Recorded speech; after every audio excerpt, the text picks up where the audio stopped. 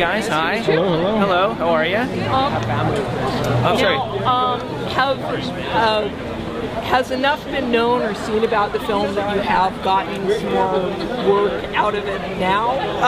Yeah, actually, I'm currently working on a project. It's amazing how many people come out of the woodwork that are all like, you know what, I'm an artist or I'm a writer, and I didn't think I could do it, and I gave up. I'm really glad this happened because I had done that, and that's why I emailed Morgan to begin with, because I needed to force myself into doing the thing that I really loved. I had sort of given up on it because I just wasn't confident in my abilities. And a lot of people have come up to me and said the same thing about what they do, and so I'm actually working on a comic right now that's set. It's about growing up a geek in the Midwest. It's my part is autobiographical, and I'm working with a lot of other artists and writers who are unpublished or published and doing their own thing. You know, we're putting all that together. It's sort of like forced me to really work, and it's shown me that I can actually achieve these things that I really love and that I really want to do. So it's interesting you talk about giving so many people come $1,000 figures. Right. And you think about that to get part of this film. Would you say someone should put a time limit on chasing their dreams? Oh, never.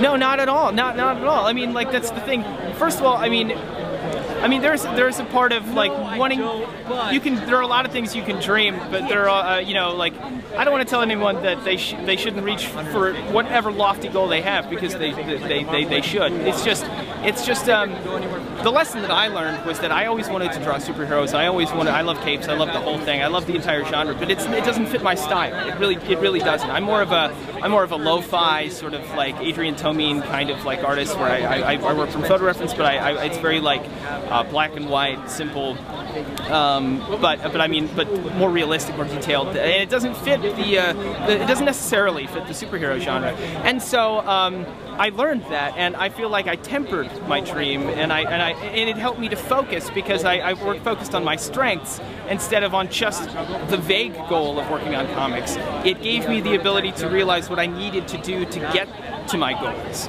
and I think that's the real thing about people that don't get their goals, their dreams achieved, is because they don't really understand how to get to them. But I mean, they can still happen. You just have to learn like what it is about you that makes those dreams a reality. And did being filmed on your quest change the quest in any way? Did the act of being observed change what you were? Actually, no. They were very hands-off with that kind of stuff. Like I would have thought they would. Some of it was more choreographed, but it wasn't at all.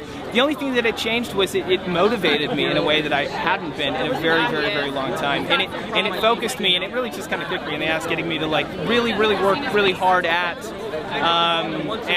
you know, achieving the things that I need to, so I think it grounded me, but also gave me more confidence to do things that I never thought I would be able to. So other than that, the story is what it was. I mean, that is what happened. But the experience itself just made me believe that I had a chance, I think, more than anything else. Thank you.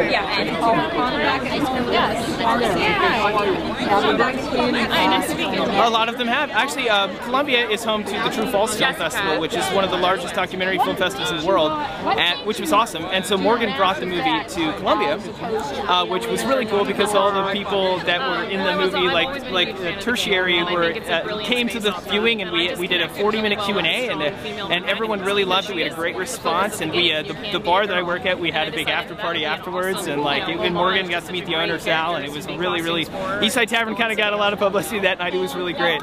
Yeah, it worked really well, and that's what led me to work on this project, because when I was there, all these people would come up to me and be like, "Look, no, I didn't know you did this. I do this too. Like, I've been looking for a reason or an excuse to force myself to work." And I was like, "Well, let's all do something together, because there are a lot of talented people just in Columbia. Just imagine the rest of the Midwest." So we're working on a comic about just that, about being a geek in the Midwest, and what that means to other people and everyone's experiences, because it's an experience that a lot lot of people don't see in the media. Visionary artist that she has these ideas of what she wants to do, and we all have complete trust that she's going to be able to do it. And it's so fun to sit around in the garage and help her like glue Absolutely. things I onto legitimately, her, I almost didn't email him at all. I was like, that's not something I'll ever get in. But I was like, you know what? No, you know, my story, my parents' story. These are all something like. I feel like there is something to it. I've always felt that way. That's why I've always embraced being a geek, because the way my parents were in general, I was like, no, this is something really cool. I should do something with this. And then I did it, and we sent in our audition tape, and it took them about a year to let me know I was in it. I didn't find out I was actually in the movie until I ran into Morgan at Comic-Con last year, and he showed the trailer, and he's like, oh, by the way, you were in the trailer. And I was like, well, that answers that question. So I was on pins and needles for about a year. I went through a little bit of like, you know, kind of depression or really exuberant, and I couldn't really, it was hard to balance out. But when I finally found out, I was like, nope, this is it. My life is completely different, and I just instantly felt like validated, and I felt like my parents were sort of like their dream of putting on the content they used to felt realized. And it's just like this, you know, I was like, nope, I belong doing this. This is what I need to be doing forever. So.